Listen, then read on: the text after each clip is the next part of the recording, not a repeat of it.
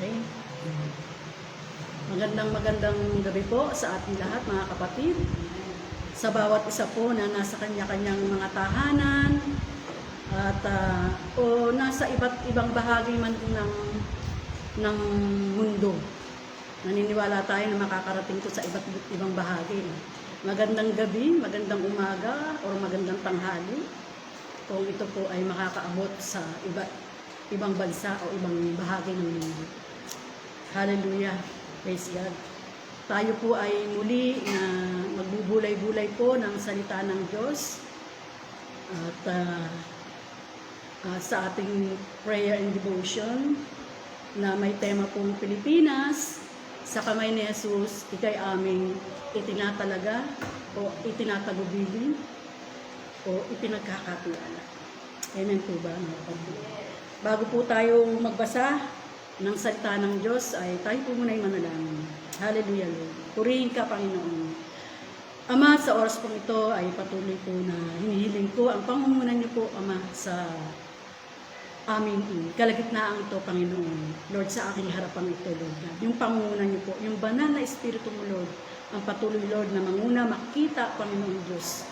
At patuloy, Lord, na ikaw lamang ang aming maitaas at madakila at mapapurihan, Lord.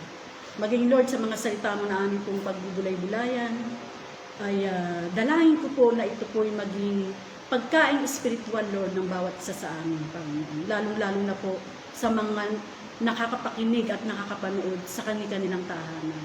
Maraming salamat po, O Diyos, at ito po ay akin po ipinagkakatiwala sa inyo.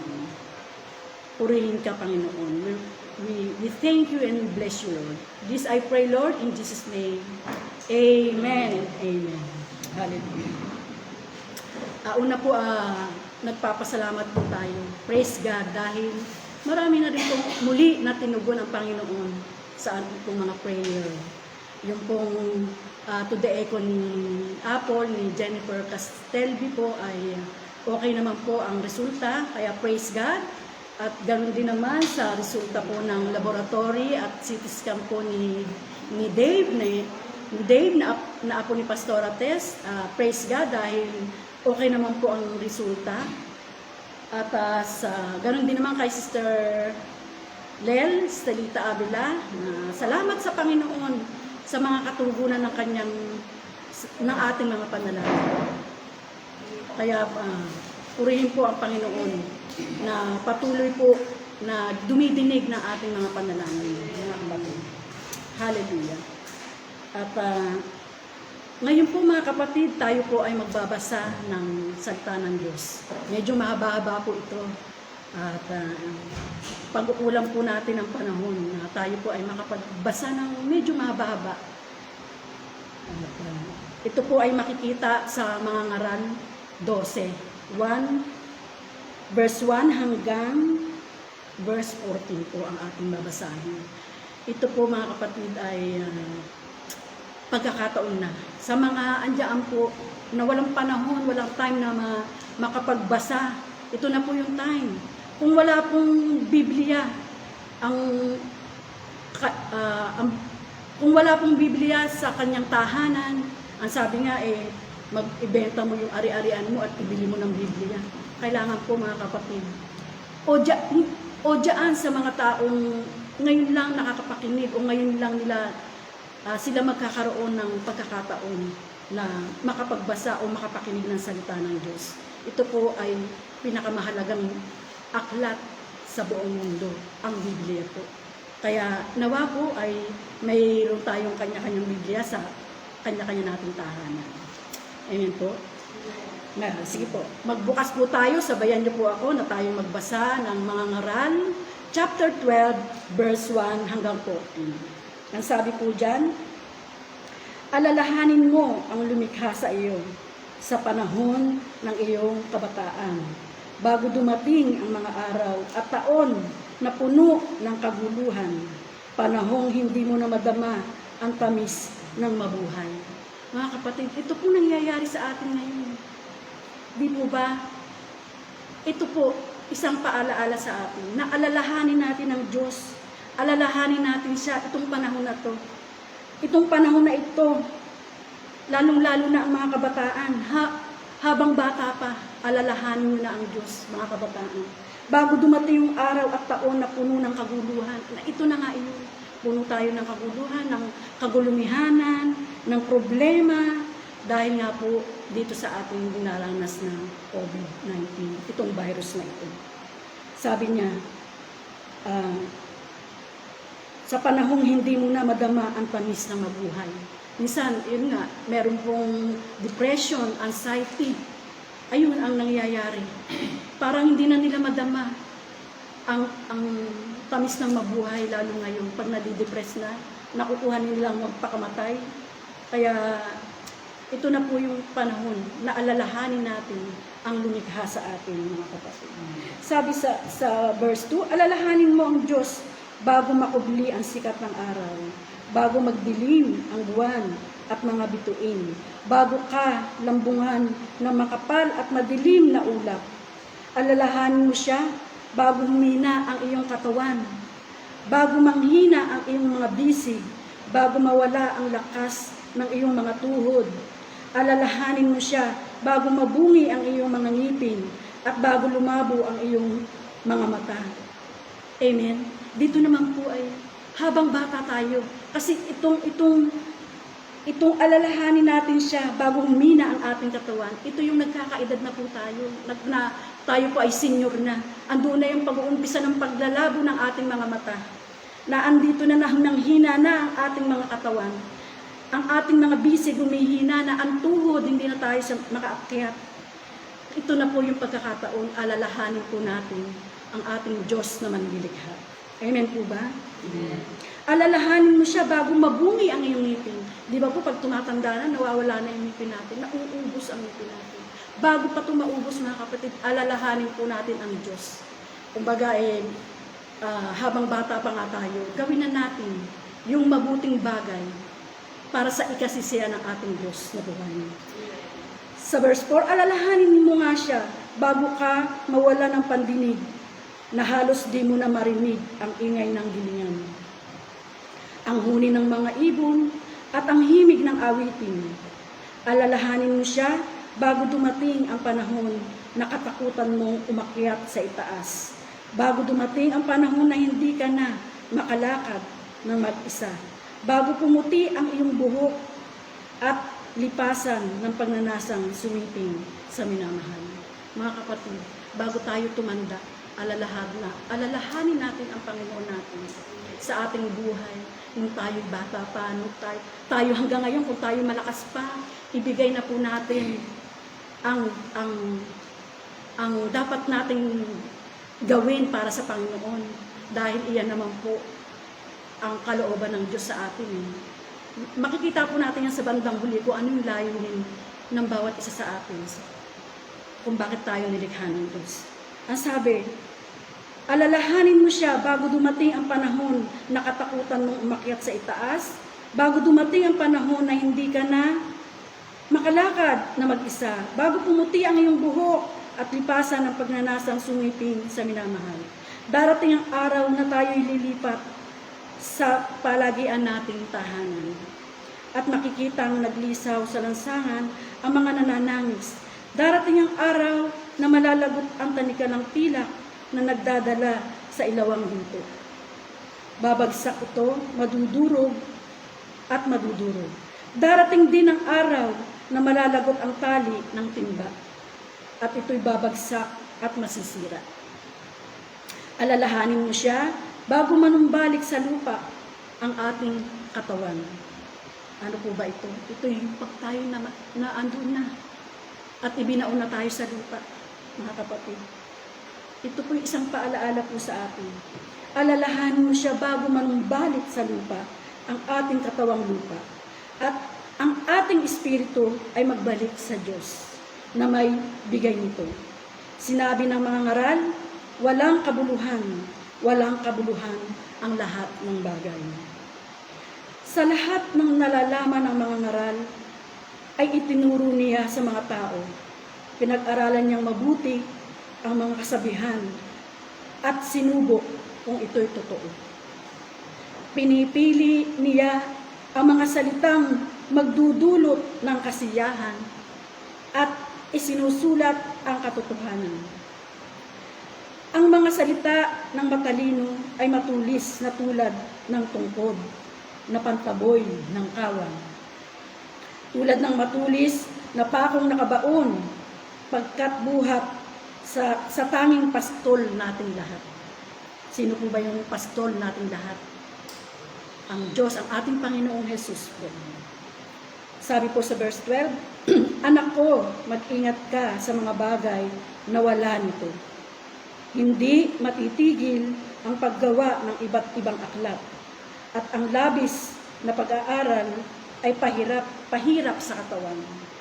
Marami pong lumalabas na mga katuruan na medyo, ito po yung sinasabi, hindi matitigil ang paglilikha o paggawa ng mga iba't ibang iba't ibang klase ng libro o ng aklat. Ito po is maaaring ito yung iba't ibang katuruan. Kaya ito po isang paalaala po sa atin, mga kapatid. Sabi diyan, hindi matitigil ang paggawa ng iba't ibang aklat at labis na pag-aaral ay pahirap sa katawan. Sa kabila ng lahat ng ito, isa lamang ang aking masasabi. Ito po ang sabi ng mga ngaral. Matakot ka sa Diyos at sundin mo ang kanyang mga utos, pagkat ito ang buong katungkulan ng tao. Lahat ng gawin natin, hayagman o lihim, mabuti o masama, ay isusulit natin sa Diyos. Amen po. Mga kapatid, ang sabi po diyan, ito po ay binigyan ko ng pamagat na before it's too late.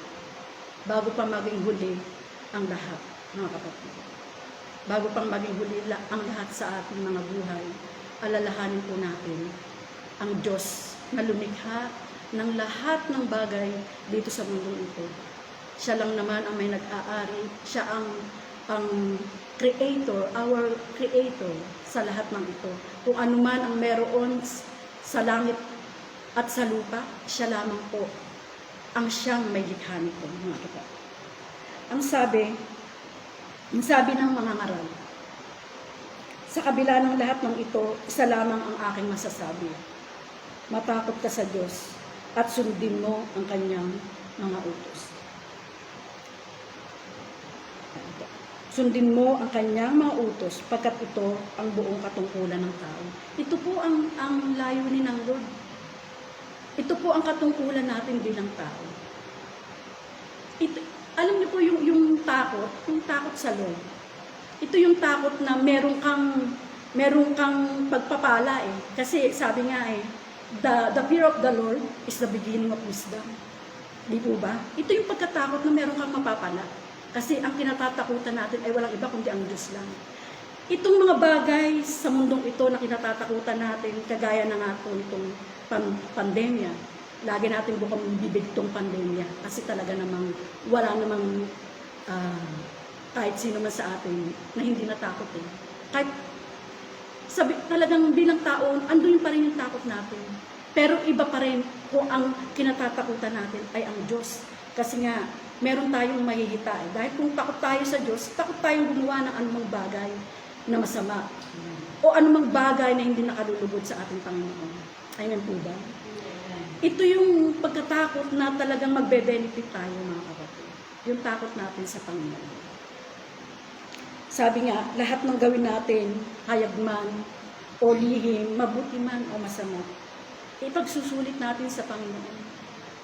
Kaya wala naman tayong maitatago talaga sa ating Panginoon. Mabuti man yan o masama, ay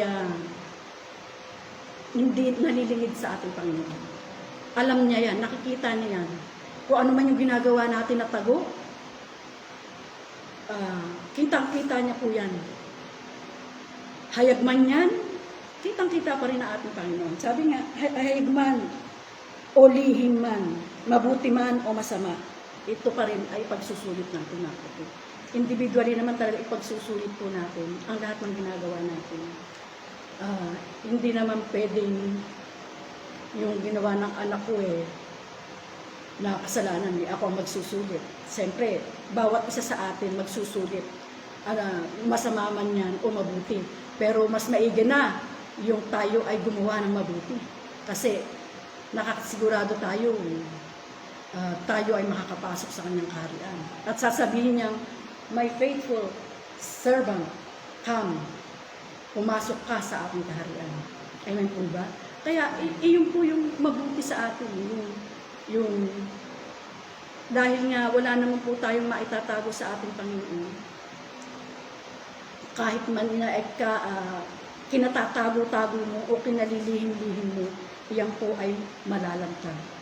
Kasi nga, hindi maganda at hindi kalooban ng ating Panginoon.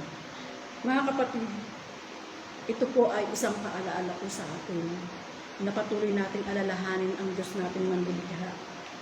Na patuloy natin siyang papurihan, na patuloy natin siyang sundin ang kanyang mga utos ng Diyos. Ano po ba ang utos niya sa atin?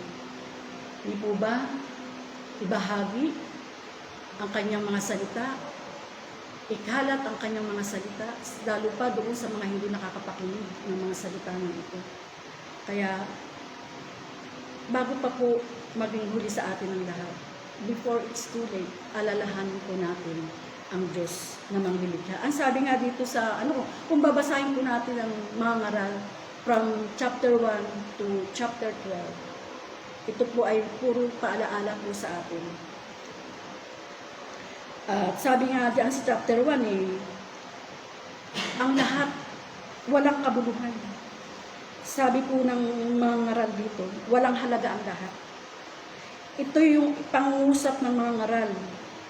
Yung mga ngaral po pala ay anak ni David na hari ng Israel. Ito po ang nagsabi nito. Na ang aklat ng mga ngaral ay naglalaman po ng mga isipan ng pilosopo. Isang lalaking nagbubulay-bulay sa kaiklian ng buhay ng tao. Tinatalakay rin dito ang salungatan ng buhay, kawalan ng katarungan, at ang pagkabigo. Nagwawakas ito sa pagsasabing ang buhay ay walang kabuluhan. Hindi niya maunawaan ang mga paraan ng Diyos na may hawak sa buhay ng tao. Gayunman, pinapayuhan niya ang mga tao na gumawang masikhay at pamasahin ang mga kaloob ng Diyos hanggat magagawa pa nila. So, ayun naman po, tamasahin natin hanggat magagawa pa natin. Yung mga pagtatrabaho natin, pagpapadal natin, tamasahin natin yan habang tayo ay bata pa, habang meron pa tayong pagkakataon, mga kapatid. Ang sabi, gayunman, pinapayuhan niya ang mga tao na gumawang masikhay at tamasahin ang mga kaloob ng Diyos hanggat magagawa pa nila. Karamihan sa iniisip ng pilosopo ay negatibo at may diwang malungkot. Subalit dahil sa katotohanang nasa Biblia, ang aklat na ito, ipinakikitang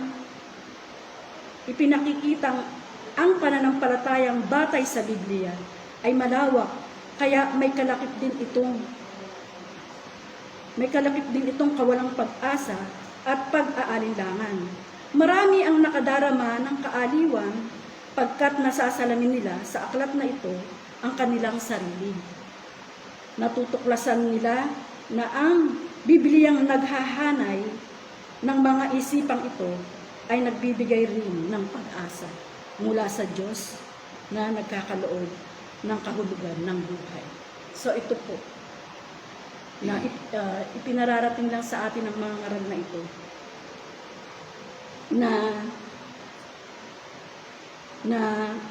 mayroon tayong pag-asa mula sa Diyos, na siyang nagkakaloob ng ating buhay, nagkakaloob ng kahulugan ng ating buhay. Amen? At ito po ay isang paalaala po sa ating mga kapatid, na gawin na po natin ang lahat hanggat tayo ay bata pa, hanggat kaya pa po natin. Dahil ito naman po ang utos ng Diyos sa buhay natin na paglingkuran natin siya. Marami namang klase ng paglilingkod. Pwede na tayong maglingkod sa pamamagitan ng pagtulong sa kapwa. Amen po ba? Pwede rin tayong maglingkod sa pamamagitan ng pagkakawang gawa. Or kung ikaw ay nasa isang iglesia, tagawalis ka, tagalinis ka ng isang iglesia, isang paglilingkod po din natin yun sa ating Panginoon. Kaya, yun lang po mga kapatid, nawa po ay ito pong paalaala sa atin ng Diyos na alalahanin natin siya hanggat tayo ay bata pa. Alalahanin natin siya bago tayo tumanda, mawalan tayo ng lakas, ng bisig, lakas ng katawan, alalahanin po natin siya mga kapatid. Dahil kung wala po sa ating buhay ang Panginoon, ang Diyos, wala pong kabuluhan ang lahat. Lahat ng tinatamasa natin dito sa mundong ito, kung anuman ang meron tayo, material na bagay, maraming pera, magandang sasakyan, magandang bahay, malaking bahay, wala pong kabuluhan ang lahat ng iyan kung wala po sa atin ang ating Panginoon. Amen po ba? Iyon lang po mga kapatid, nawa po ay napagpala po kayo at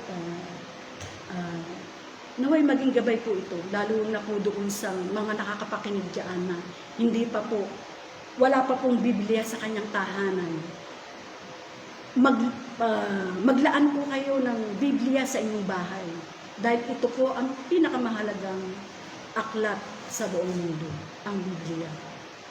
Kaya kung anuman ang meron kang magagandang bagay, ipagbili mo yan at ibili mo ng Biblia. Yun po mga kapatid. Magandang gabi po sa ating lahat. Sige po, tayo po yung manalangin. Hallelujah, Lord. Salamat po, Ama. Salamat po, Panginoon, sa gabing ito, O Lord God, sa mga salita mo po, Lord, na aming pong pinagbulay-bulay, Ama. Ang dalahin ko po, Panginoon, ito po ay maging gabay ng bawat isa, Panginoon. Lalo pat higit sa lahat doon sa mga tao, hindi pa po nakapakinig ng iyong salita, hindi pa po nakahawak ng Biblia, hindi pa po nakapagbulay-bulay ng iyong mga salita, Ama. Nawa po, ito po isang paalaala, Panginoon, sa bawat isa po sa amin, Ama. Ang dalangin ko po na patuloy mo silang paalalahanan, Panginoon Diyos. Maraming salamat po, Ama, sa mga salita mo ito, Panginoon. Hallelujah, Lord. Hallelujah, O God. Purihin ka, Panginoon. Ama, patuloy po kaming lumalapit, O God, sa iyong trono, Lord God. At patuloy na itinataas po namin sa inyo, Ama, ang aming pong bansang ito, Panginoong Diyos. Ang aming bansa na sa Panginoong Jesus ay aming itinatalaga. Naniniwala kami, O Diyos, na ang bansang Pilipinas ay mahal mo. Naniniwala kami, Ama, na ang Pilipinas ay sa iyo, Panginoon. The Philippines is for Christ, O God. Kaya, Lord, patuloy namin itinataas sa iyo ang aming bansang ito, Panginoon, na patuloy mong kalingain, patuloy mong lingapin, Panginoon. At patawarin mo po kami, Ama, kung kami man po, Panginoon, ay may pagkukulang, may pagkakamali, may kasalanan, Panginoon, sa aming bansang ito, Amang Diyos. Sabi nga sa salita mo, Lord, if my people will humble themselves and pray and turn from their wicked ways, you will hear from heaven at kami pagpapalain mo, Ama. Ditinggin mo ang aming mga panalangin kung kami po ay magsusumamo sa inyo. Kung hihingi kami ng kapatawaran, Ama, kami po ay patatawarin mo at pakikinggan mo ang aming mga dalangin, Panginoon. At pagpapalain mo ang bansang ito, Lord God. Kaya patuloy po namin itinataas sa inyo, Amang Diyos, ang aming pong gobyerno, Ama, ang mula, Lord, sa pinakamataas na nanunungkulan sa aming pamahalaan, Panginoon, hanggang sa pinakamababang nanunungkulan po sa aming pamahalaan, Lord God. Patuloy po namin itinataas sa inyo, Ama, ang pangunguna mo, Lord, sa buhay ng aming presidente. Patuloy mo siyang bigyan ng katalinuhan, kaalaman, karunungan, Panginoong Diyos, kung papaano niya, Lord, mahahawakan, pamamahalaan ang aming bansang ito, Panginoon Diyos. Bigyan mo siya ng kalakasang pisikal, kalakasang espiritual, Lord. Gabayan mo siya, Ama. At patuloy, Lord, na kayo lamang, Panginoon, ang kanyang sangguniin sa lahat ng kanyang mga plano, Panginoon, para sa bansang ito, Lord God. Kayo ang kanyang tanungin, Ama, kung papaano niya, Lord, pamamahalaan ang bansang Pilipinas. Patuloy namin hiling at dalangin na bigyan mo siya ng lakas, Ama, bigyan mo siya ng karunungan, Panginoong Diyos. Ang aming bansang ito, Lord, mula sa pinakamataas na nanunungkulan hanggang sa pinakamababa, Ama, sa Senado, sa Kongreso, Panginoon, ang mga gobernador, ang mga mayor, ang barangay captain, maging ang mga kagawad, ang mga konsihal, Panginoon, itinataas namin sa iyong lahat, Ama, na magkaroon ng takot sa inyo at patuloy na maglingkod ng may katapatan, Lord God. Paglilingkod ng may katapatan, Panginoon. O Lord, patuloy din namin itinataas sa inyo ang 8 haligi ng aming gobyerno, Panginoon. Ito po, Panginoong Diyos, ang mga namumuno rito, O Lord God, patuloy namin itinataas sa inyo, Lord. Ang 8 haliging ito, Panginoon, Department of Health, Department of Education, Department of Justice, O Lord God, Department of Foreign Affairs, ang Social Media and Art, Department of Energy, Department of Human Rights, O Lord God. Patuloy namin itinataas sa inyo, Panginoong Diyos, ang Social Media and Arts, O Lord God. Patuloy po namin itinataas sa inyo, Lord God, ang 8 haligi na ito ng aming pamahalaan, O Lord God. Ang lahat ng namumuno dito, Panginoon, ay magkaroon ng takot at tapat na paglilingkod po sa aming pamahalang ito, Ama. Lord, salamat po, O Diyos. Lord, ang West Philippine Sea, Lord God, naniniwala kami, Panginoon, na darating ang panahon, O Lord God, na malalaman din ng China, Lord, na ang West Philippine Sea na ito ay pag-aari ng bansang Pilipinas, Panginoon. O Lord God, nawa dumating ang time na ito na ito'y malaman nila, Panginoon, na ito po'y sakop pa ng bansang Pilipinas, O Lord God. Lord, maging ang mga disasters, O Lord God, ang mga lindol, ang pagbaha, Lord God, at kung ano-ano pang kalamidad, Panginoong Diyos, itinataas po namin sa inyo, maging ang paparating na 2 bagyo pa, Panginoon, itinataas po namin sa inyo dahil kayo ang Diyos na may kontrol ng lahat ng bagay dito sa lupa, Ama. Itinataas po namin sa inyo lahat, Panginoon. Kayo ang Diyos na makapangyarihan, Diyos na may ari ng langit at lupa, Diyos na may lalang ng lahat ng ito. Kaya ipinagkakatiwala po namin sa inyo, Ama, ang lahat ng ito, Lord God. At patuloy po, Panginoon, maging ang darating na eleksyon, Lord God, ang dalangin namin, Panginoon, ay ang matiwasay, Panginoon. Katiwasayan, Lord God, na pagboto, Panginoong Diyos. At dalangin din namin, O God, na ang mahahalal, Panginoon, ang dalangin po namin, Lord, yung may takot sa iyo, Panginoon, at may katapatan, Lord, sa paglilingkod, O Lord God, sa ikabubuti ng bansang Pilipinas, O Lord God. Ito po ang aming hiling at dalangin, Panginoon. Salamat po, Ama, sa mga, ngayon pa lang ipinagpapasalamat na po namin yan, Panginoon, ang katugunan mo, O Lord God, sa aming bansang Pilipinas, O Lord God. Sa lahat po ng kawani ng aming bansa, ng aming gobyerno, maging sa mga legislative officers, O Lord God, sa mga executive officers, O Lord God, maging sa downline ng aming Pangulo, Panginoon, itinataas po namin lahat yan sa inyo, Ama. Salamat po, Panginoon. Salamat po, O Diyos. Ama, patuloy pa rin po kami lumalapit sa inyo para po sa aming pamilya, Panginoon. Lord, tinataas po namin sa inyo ang bawat pamilya. Lord, inilalahat ko na po bawat pamilya sa buong mundo, Ama. Itinataas po sa inyo, Panginoong Diyos.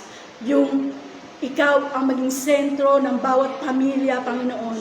Yung pag-ibig mo, O Lord God, sa bawat pamilya, sa bawat anak, ama, ina ng tahanan, Panginoon.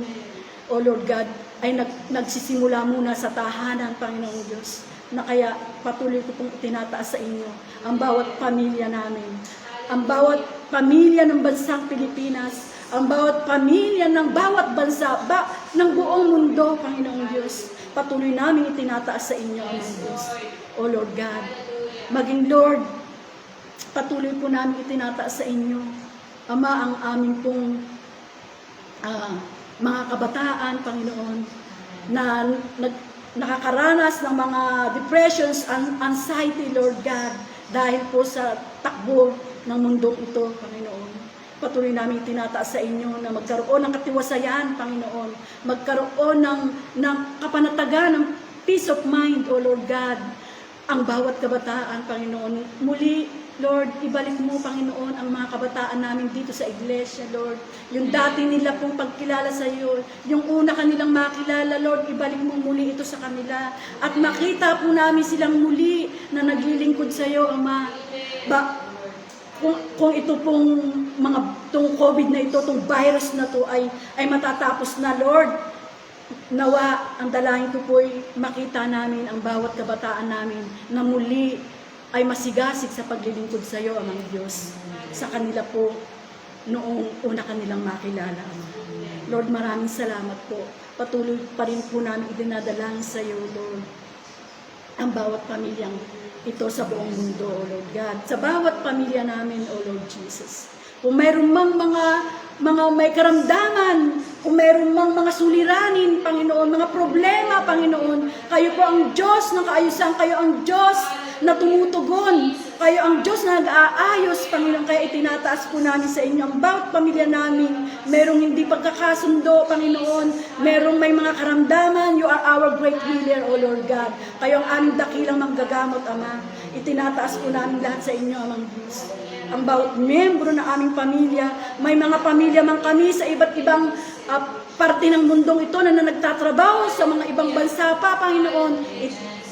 Inilalapit po namin sila sa inyo, Ama, na sila po'y ingatan mo, ilayo sa anumang karamdaman, anumang virus, O Lord God, anumang kapahamakan, Panginoon. At patuloy kang manguna sa kanilang buhay. Ikaw po ang magbalot sa kanila, Panginoon, ng kaligtasan, O Lord God. Hallelujah, Lord. Hallelujah, Lord. Patuloy po kami lumalapit, O God, sa mga may karamdaman hanggang sa ngayon, Panginoon, may mga prayer request, Panginoon Diyos. Marami ka ng tinugon, Panginoon. Patuloy namin itinataas sa iyo ang pamilya ni Ate Cristina del Pilar Amerisa at ang buo niyang pamilya, Lord. Kalakasan, kagalingan. In Jesus' name, O God, we claim it. In Jesus' name, O Lord God. Maging Lord kay Abigail Katipon ng Batangas, CLF Batangas, Panginoon, o naging matagumpay ang operasyon niya sa kanyang dibdib. At naniniwala kami, Panginoon, na siya po ay pinalakas mo, pinagaling mo na, Panginoon. In Jesus' name, O Lord God. In Jesus' name, O Lord. Maging Lord kay Brother Ray, O God, patuloy pong kalakasan, O Lord God, at patuloy mo siyang samahan, Panginoon Diyos. At patuloy na ikaw lamang, O Lord, ang kanyang kapitan, Panginoon Diyos, sa mga panahon ito, Lord God. Ang buong pamilya ng Aquino, Lord, tinataas po namin sila sa inyo, Ama, na kayo po ang Diyos na tumutupad, kayo ang Diyos na dumidinig sa lahat po ng aming panalangin ito, Panginoon Diyos. Itinataas po namin sila sa inyo, Ama. Lord, salamat po, Ama.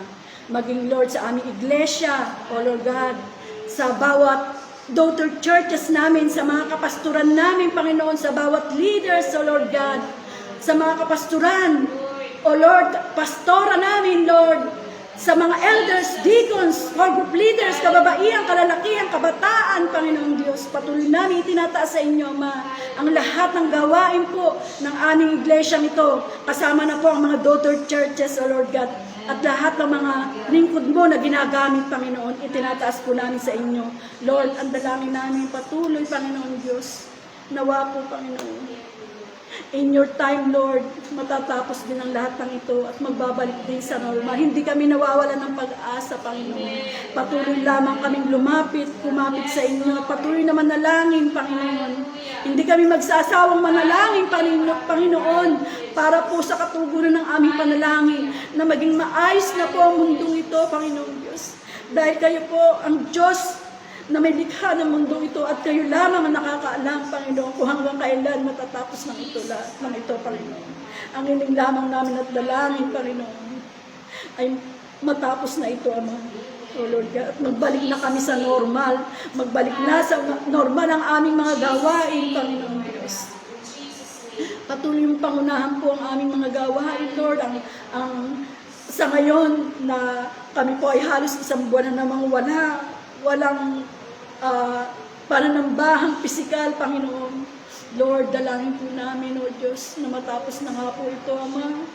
Ang mga lockdown sa mga bagong variants na ito, Panginoon, naway matapos na nga po, Ama. Lahat ng ito, Panginoon, ibinibigay namin at ipinagkakatiwala sa inyo dahil wala po kaming magagawa, Panginoon. Kayo lamang po ang may magagawa. Kami, ang magagawa namin ay patuloy lamang kaming manalangin, Panginoon, at patuloy na lumapit sa iyo, patuloy na panghawakan namin ang iyong mga salita, Ama, O Lord God. Hallelujah, Lord. Hallelujah, Lord. Patuloy kang maitaas at madakila, Lord. Patuloy po, Panginoon Diyos, ang dalangin namin na maging maayos na nga po, Panginoon, ang buong mundong ito, Lord God. At napakasarap pag dumating yung pagkakataon na yun, na muli kami magiging malaya, na walang bawal lumabas. Maging Lord, dinadalayan ko rin po, Panginoon, ang lahat ng mga vaccines, O God, sa mga nagpa-vaccines, O God, sa mga hindi pa nababaksinan, Panginoon, at sa mga ayaw magpa-vaccine, Panginoon. Lord, kayo lamang po, O Diyos, ang nakakaalam ng lahat, Panginoon. Ibinibigay po namin lahat yan sa inyo, Ama. Kayo po ang makapangyarihang Diyos na may alam. Kayo po ang Diyos na siyang lumikha ng langit at lupa, na may kapahintulutan ng lahat ng bagay na ito. Lahat ng iyan, Panginoon, ipinagkakatiwala po namin sa inyo, Ama. Lord, maraming salamat po, O Diyos. Pagpalain niyo po ang bawat isa, Panginoon. Pagpalain niyo po kami, Panginoon Diyos. Pagpalain niyo po ang bawat lingkod mo, Ama. O Lord God, maraming salamat po, Lord. Pagpalain niyo po ang bansang Pilipinas, ang aming mga iglesia, Panginoon, at ang bawat pamilya po namin, lahat ng iyan, Panginoon.